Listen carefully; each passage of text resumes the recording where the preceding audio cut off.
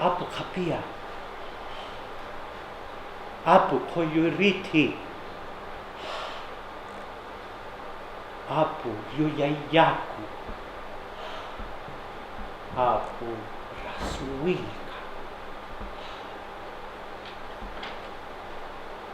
Hatu pachamama, Chaikuskanki, Chuka chuka.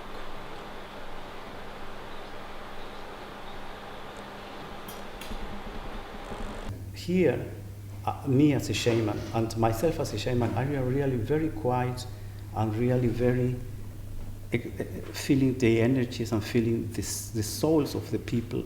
And really the shamans are so quiet people and they don't move very much. It's not about doing big things. It's in the moment I am speaking this, in the moment I am doing this ritual, I am, understand me please, I am opening a door.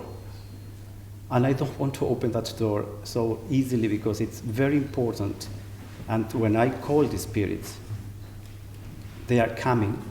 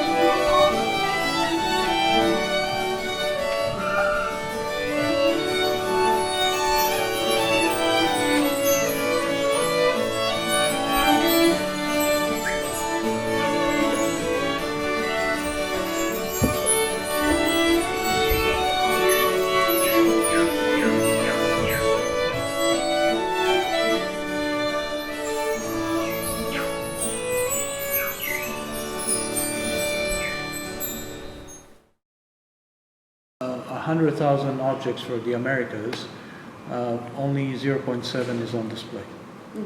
The rest is stored here, Orson Road, where you went, and some of the BN. But the idea is that all of this is accessible to anyone in the world.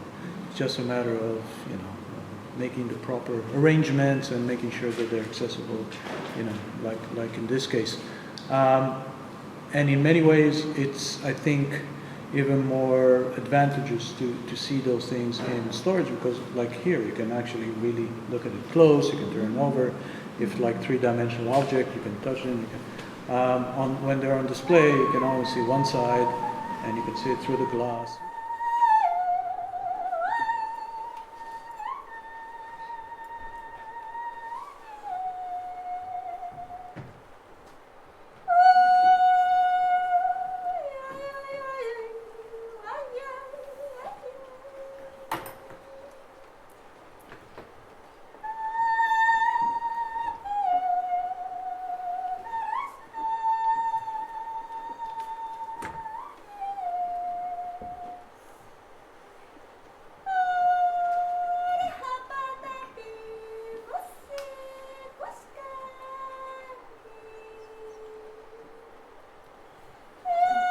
And they also made the threads in such a way, so tiny the threads, it's so thin. So when I see what's mesmerizing is the skill of these people, not just for the embroidery, but the technique in the embroidery, but the making of the thread, the making of the cloth, the dyeing process. This is more like a version of either something that is called the staff god or the sacrificer. The staff god, for example, you know, it's obviously because he's holding this staff, but this is one of the earliest deities that you find in Andean iconography, really from the beginning, you know, all the way to the Incas. And it is oftentimes, especially in the early and middle horizon, appears with those decapitated heads, right? The trophy heads that you noticed at the bottom. In Paracas and Nazca iconography, they oftentimes kind of seem like falling or flying. This is the original color of the mantle, which is much lighter than on the back, from the front. Can you see it? It's much brighter color. So this is the original cochinilla red color the Paracas used to produce. And you had a black, and greens, and gold. I think, again, our view of this culture is skewed by that necropolis, and we have to think of also preservation, right? Yeah. The fact that it was, you know, that they chose probably deliberately to focus on that very arid environment to bury the dead is precisely probably because of that long-term preservation of the body, of the textiles and everything. So they were very much aware, right, that if they bury someone, it will probably, you know, be preserved for decades and centuries and millennia, right? And in fact, we see that in the necropolis as well. They're actually going back into the tombs, right? Some of them were kind of, you know, more like family necropolis or tombs, right? That are kind of reused, recycled.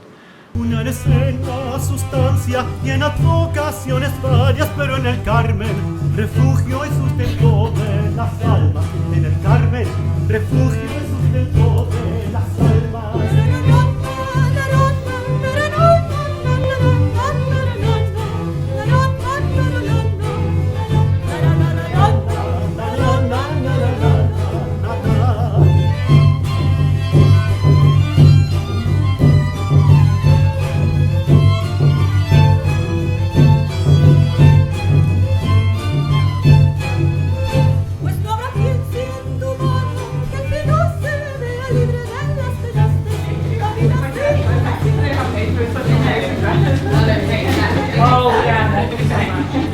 Remember, when you work the Paracas stitch, the stem stitch is the loop always is towards to you.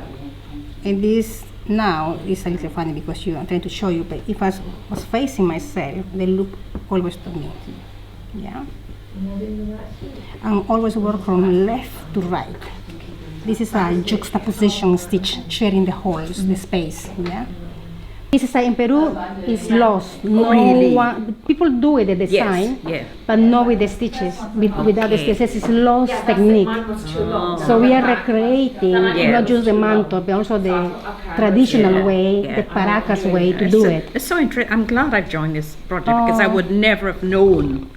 It's just that idea of connection through all that time. It's just extraordinary, isn't it? It's incredible. Yeah. But also Yeah. when I went to Paracas, I seen the houses where they used to live. In a little house, just even wood, it's like bamboo, woods here just to make a little house. They incredible. They didn't have too much, but they produced all these textiles. They were making these for when they died, weren't they? So in a way, they were getting in touch. They were so much more in touch with the life, death. You know, Yes. in a way, it took me years to make these. Oh, they're in getting in preparation. touch with their mortality. Yeah, Yeah. because it's all about these Exactly. are for. So in a way, they're always in touch with that by doing Yeah. these because they're always making these things that are going to be for when they die.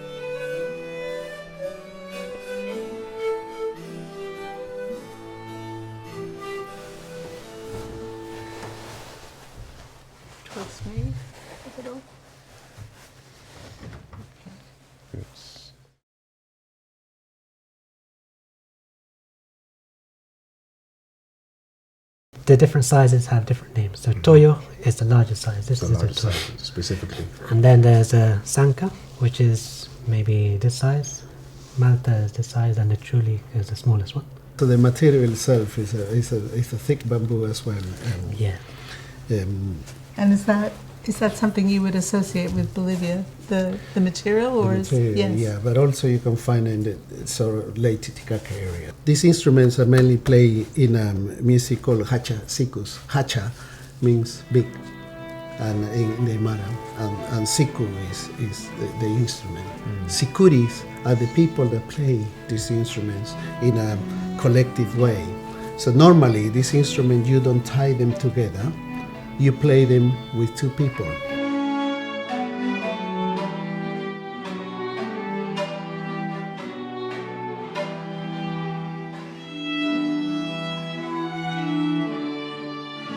The two halves of the siku are called arca and ear, and we would separate the melodies. So I have half the notes, Johnny has the other half. And we interlock. We I have play this one sound, he plays the other sound. musical. So it's a response, sort of. Yes. It's like a concert, That's right, conversation. It's a conversation. I can't play a melody by myself, and neither can Johnny. We depend You on need each other. Yeah. And it fits very deeply with this Very Andean interesting. concepts of duality. The thicker the material is, the drier the sound is, more woody sound. Right. If you have fibers that resonate, the sound will be, lighter and what we call a farting sound. Right. Yeah, it's a funny thing, but we say in between Pan people we say pedorrea. How keen are young people in your communities to continue on these musical traditions, or do you find that they take part in a lot of traditional music? There is a lot of young musicians they have taken beyond what we learned. I consider myself a very good pampa player, but nowadays the kids are making it chromatic. Lots of great musicians, kena players studying classical flute, but putting that technique into the kena, amazing. It's listed as a rattle, but It is we listed thought it as a might be a whistle as well. Right? Yeah. So, there's a hole here, and the mouth of this one is open. So possibly I'm thinking that it might have been played blowing through here, and what sounds like a ball inside. Sometimes when you blow into these instruments, the ball can move around, and you get this kind of whistling sound, which is, it's not a straight sound like a normal whistle. It'll be like it's warbling sound. Yeah. You either play it like that or like that, Right. Sometimes you even add water on it. Yes. To make So it would that. be a warbling sound. This is really something that ought to be characterized as a wind instrument of a type, rather than what we would call It was a an huge idiophone. connection with the elements of nature and wind, rain, the sun. It's all so. You will see in some of the instruments. It has like a teasing point to call them to help us to give us either rain or wind, because we use the wind to when we throw the wheat for it to the felt to go away. So according to the patterns and the feline a connection to the other world as well. The cat is a very special animal in the Moche culture, I think. In the Andean way of thinking, they have the three worlds: the Hanakpacha, the Kaipacha, and the Ukupacha.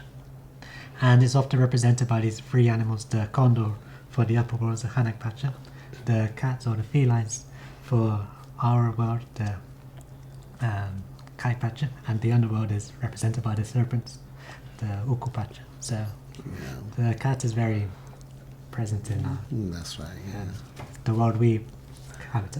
Absolutely. Most of these instruments are from Potosi. The music from Potosi is Different very music. characteristic of all of these variety of wind instruments, but also in the region of the north of Potosi, there's the famous chilladores, the charangas, and the calampiado type music. The Spanish, they centered themselves in there because of the silver mining in there. Yes. It goes straight to the sources of wealth. That's right. And I was very famous for that. And also they brought a lot of slaves from Africa, but they couldn't resist the height because it was like 5,000 meters high. So the air was very around thin. the area. Yeah. So they couldn't survive in the area, so they had to be moved from that area.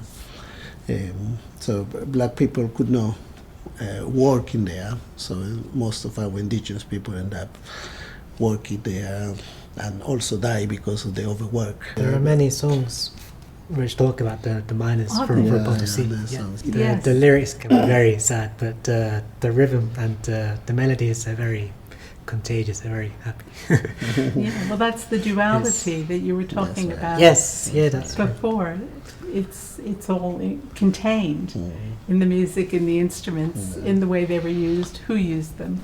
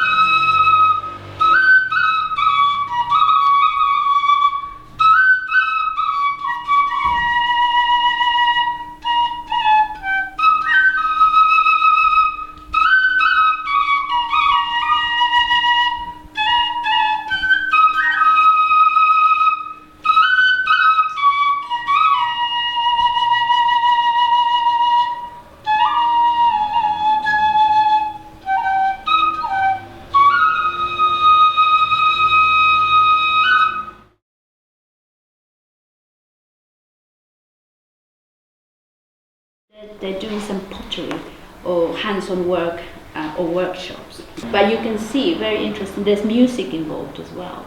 There's someone with a string, there are llamas, there's a lot of detail here. And they're all kind of working, they're all doing something.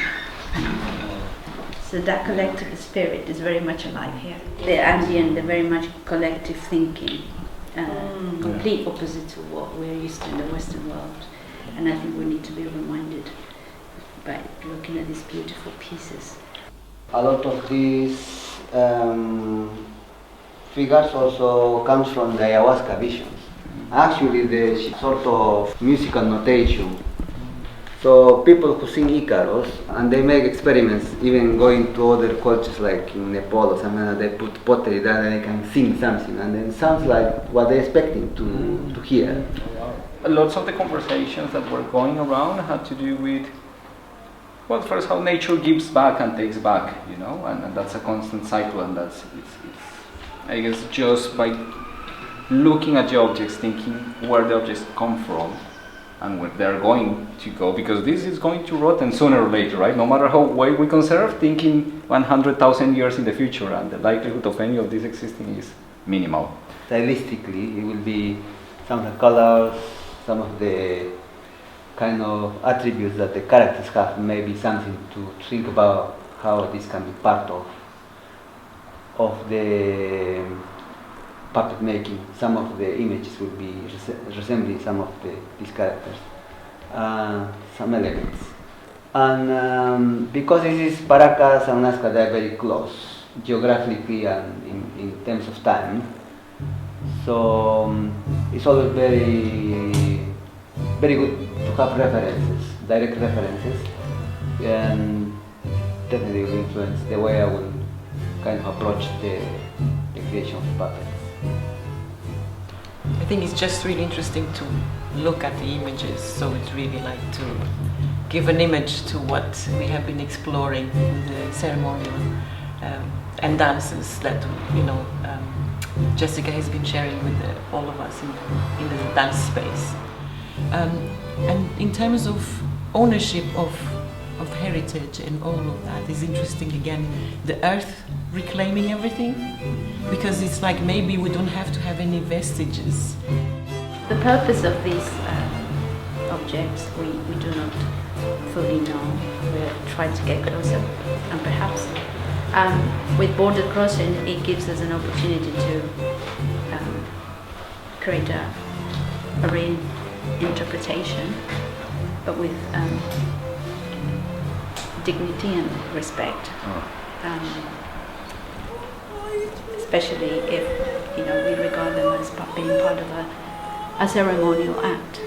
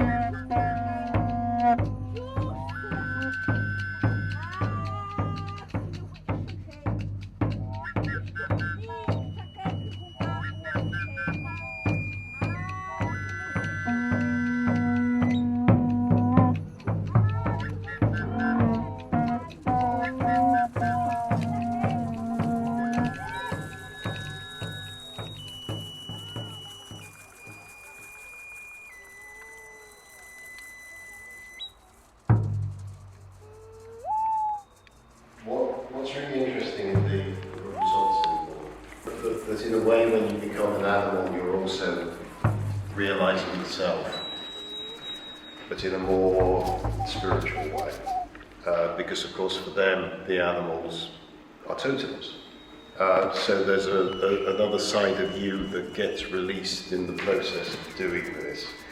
And I think if we can just slightly expand the vocabulary, but there's something in the kind of traditional iconography of Latin American civilizations where you just see a slight exaggeration in the way in which someone takes on the animal, and that's what will make it specific.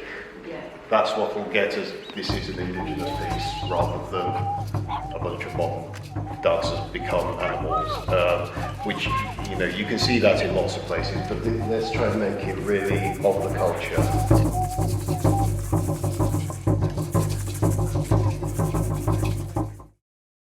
See the way this foot is used to create, it's almost like the claw. I remember playing this when I was a kid. I used to do that when I played pretend with the birds, for example. Yeah, so it's just this, but then it's lifting, yeah. So I had even yeah, this is my territory. Yeah. You know, kind of play the kid. Yeah, so kind of could be, you almost like, it doesn't matter what I do. I mean, in that space. So it's like Michael was saying that it could just be this hand, and your focus is there. Yeah. So play more. Yeah. So you have this, but there's a moment that the thing is like this. And the other is the shark. I try to perform, try to find a way with my face, even open my mouth and open my eyes. Yes, quite interesting exploring how to express those kind of feelings through my body. Yeah. My animal is a jaguar that is looking for food or looking at something that is frightening and is like careful, so it's watching its steps.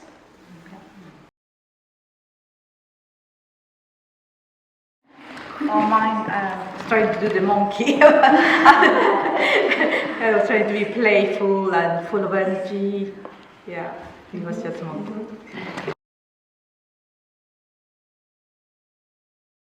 Yes, my animal is a lizard. En water, lagartija. Ah, yes. Sí, es en water, and jumping.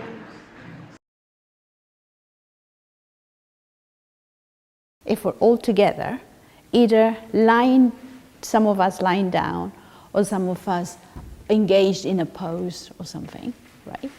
And then when the music starts, we gradually start to move into our animal, right? But we are together. And the reason, what inspires me is a famous painting. It's all the animals are together in harmony. It's kind of a visionary thing of all together in harmony. There is no single one that's aggressive or trying to eat the other one. I guess that's a desire, no? A wish, an internal wish within me. But if we're all together, if we start all together, but with a pose. So if the jaguar, you're the jaguar, right? So your one could be already on the, on the jaguar pose and things like that. And then we start, as the music starts, we we show that movement, but then we enter into a different choreography. Yeah? Shall we start with that?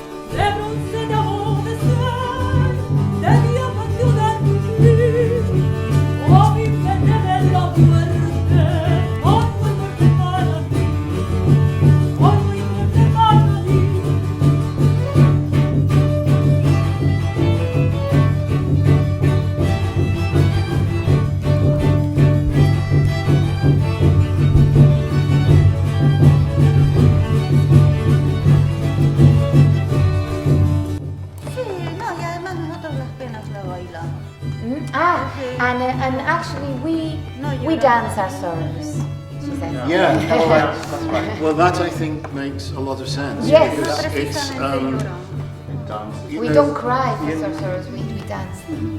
You know bronze because normally we are dark and people say we have, in Spanish we say bronceado, no? Yeah. How you say it in English? Tan. Tan, but Yeah. we say bronceado. Yeah. And then diamante, the ruby, because the diamond, nothing can break a diamond, another Nada diamond. puede only. quebrar un diamante. And that's why I think this means the Incas and Los the race Incas. that nobody really can destroy us because we are so Nada strong nos and puede resilient. destruir porque somos I think tan it's about this song. resilientes y poderosos. I mean, it sounds bronce, debo de ser diamante, but it means really, here we are. Aquí estamos. And we, even if you killed our kings, Aunque we mates a are nuestros here. reyes, estamos acá. We are here because we are bronze, we are ruby, we are bronce, diamond, and the And death. therefore nothing can kill us. Yes, and the death is Even though afraid of we kill 12, but they do not really kill it. They call it the place of tears. The very same spot where the real Tupac Amaru met his end. The last of the Incas. The whole opera is about people die, but they come back. You were supposed to cut out each tongue prior to each execution. Not both of them at once. The wife first, then the husband. Only after he's confessed. There was part of the theatrical representation when the indigenous they think of Atahualpa, and after they do like a theater, Atahualpa, come on, and they sing some of these songs, and this is related to this. Well, it was what you are doing. It is absolutely perfect. It is. Yeah. Your hands and feet shall be tied to 4 horses, who will then be driven to the 4 corners of the plaza, pulling the arms and legs from your body. Your torso will then be taken to the hill overlooking the city, where it will be burned in a bonfire. Your head will be sent to Tinta, where it will be displayed for 3 days in the place of public execution, and then placed on a pike at the principal entrance to the city. We believe that everything is circle. Well, that's what I was meaning, in a sense, even if you kill me, I'm still alive. Yes, I will come back, or I I will come come back. back. Yeah, I will come back, Yeah, something it's like all that. part of the Exactly. Yes, it's like in India, I circle think, of right? life. Yeah. Africa, so the circle of life. Tupac Amaru I was merely decapitated, and the Indians in their credulity believed that this charlatan was his reincarnate self, reassembled by sorcery. That's why he has to be ripped apart and scattered, so they can't try to put him back together. And even in the sad, decadent, putrid West, Y el podrido y triste we mundo occidental, we laugh after a funeral. nos reímos después de... We cry at weddings and we laugh at funerals. Sí, nos reímos en los funerales y lloramos en las bodas. And I think, after what we've just done with Dolce Giuseppe, a very still very sad thing about the death of the heroes, that actually this is about, I strike back, I'm made of bronze, I'm made of diamond, I'm made of ruby, you will not kill me. Oh, bloody hell! That's all I need!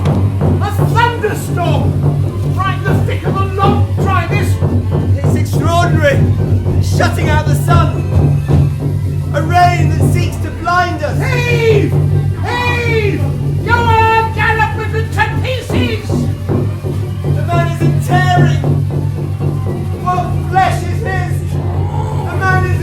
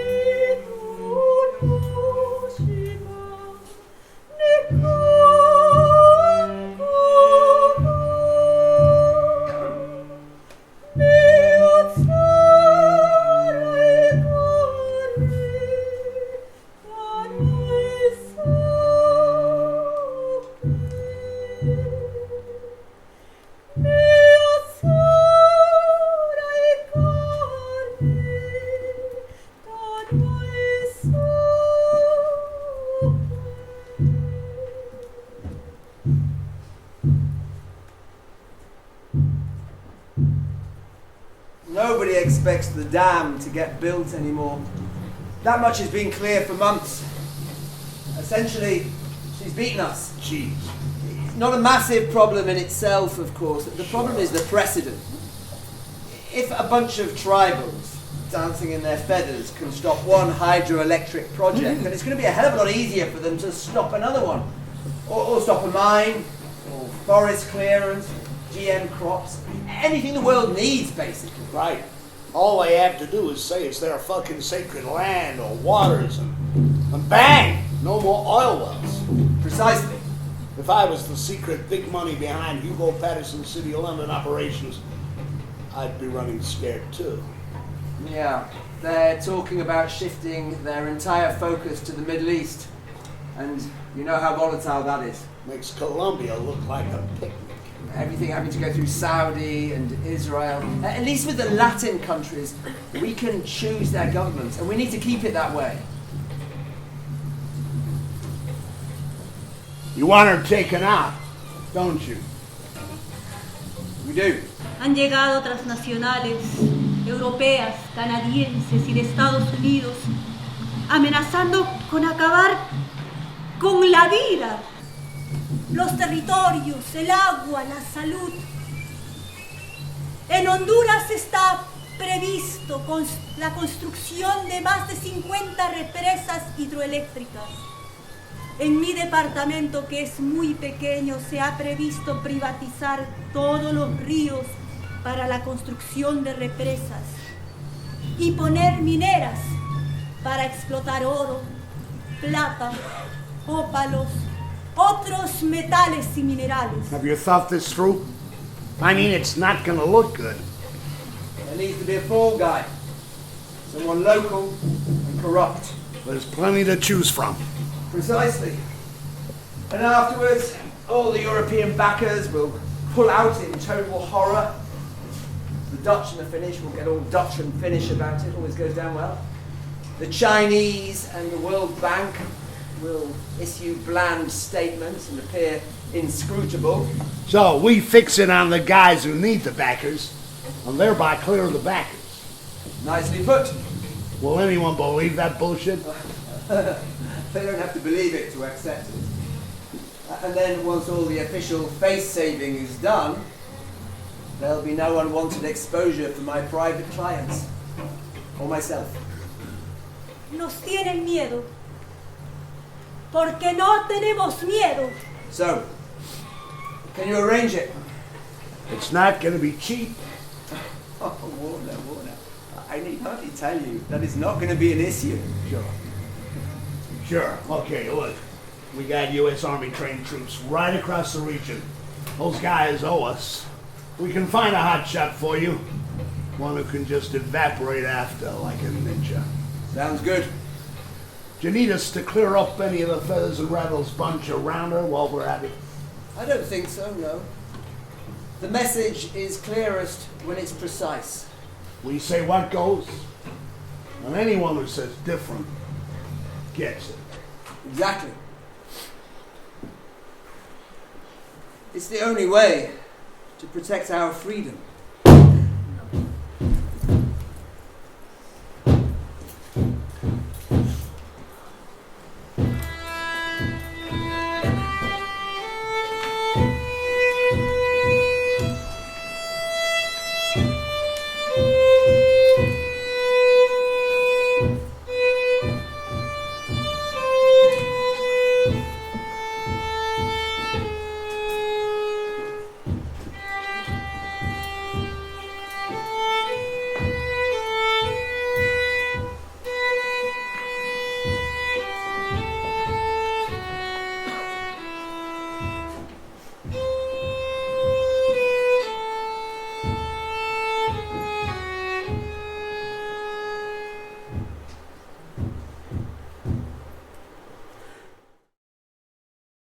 My name is Mercedes. I work as a music teacher for Virginia Primary, and our community is mostly Bangladeshi. But the group of children that came to work on this project, were also from other parts of the world.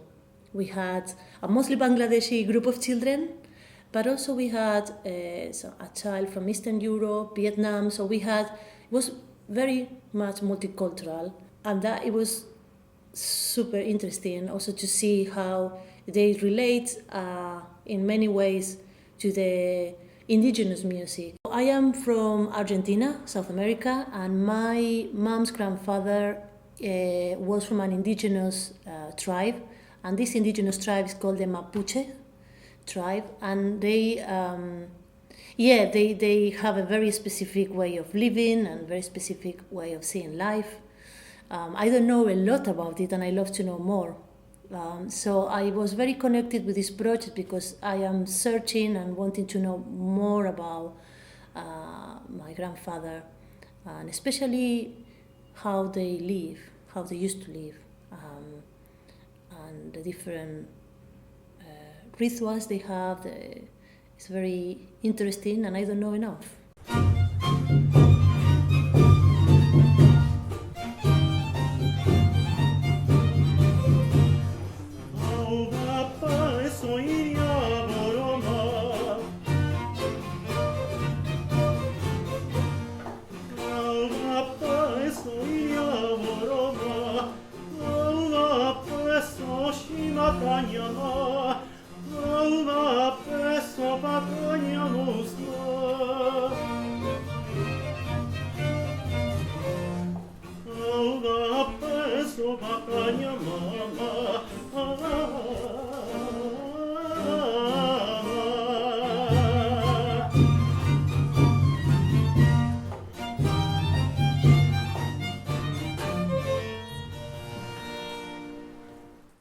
When they saw themselves part of a bigger picture, let's say. So the event was not happening in the school, was actually happening in a theater outside the school. And that meant a lot to them. And I felt it when they finished the performance. They were very happy. They kind of discovered themselves to be able to be in a context that was bigger than the context they used to be. And that was possible. Having an audience watching them, having an audience clapping them, and enjoying their performance makes them really happy. And I think it's down to the happiness I saw from the children when they finished the performance. Really, that's when I really saw the emotional journey. They were really, really excited, and something sort of changed in their minds. But if, as you see Edie and Raf coming towards you, oh, this must be us, and there's a light that comes up on you. Okay, we're here, yes, hello, Edie, like a pop star. I didn't see any smiley faces. Try and smile. If you smile, the audience will know it's not a mistake. This is great. Yeah. Yeah, like this. Yeah. And then, please touch me, Edith. You're so fantastic. Yeah. And porque mañana le was fabulous.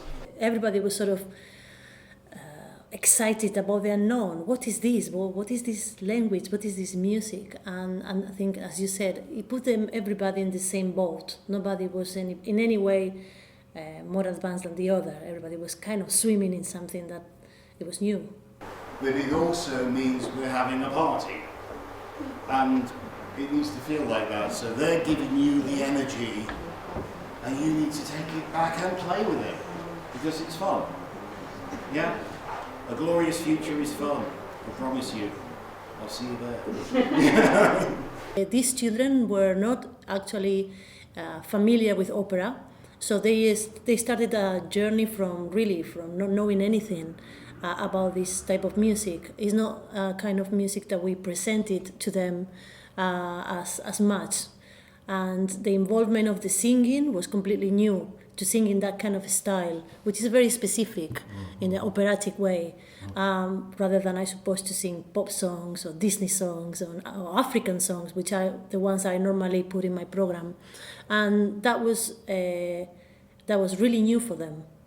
And that was a journey on its own, just to be able to adjust their musical sensibility to the new sounds, to the new way of singing. And that was actually challenging for them, but because it was challenging, it was actually great. So she'll come around and put the pictures down, and then when Edie and Raf turn them over, they're going to give them to you to look at. And you remember, these are the photos of the people who gave their lives so we could get here. And so we just need to think about that. And then it's the last section, as just before you're about to sing. Slowly, slowly, slowly, slowly, slowly, slowly, we're just going to lift them up. And everyone's going to stand. And there's people where Nick is, there's people up there, and there's people down there where John is, and Florencia is, and Lucy is. And we just need them to see. You remember? So let's try that, shall we?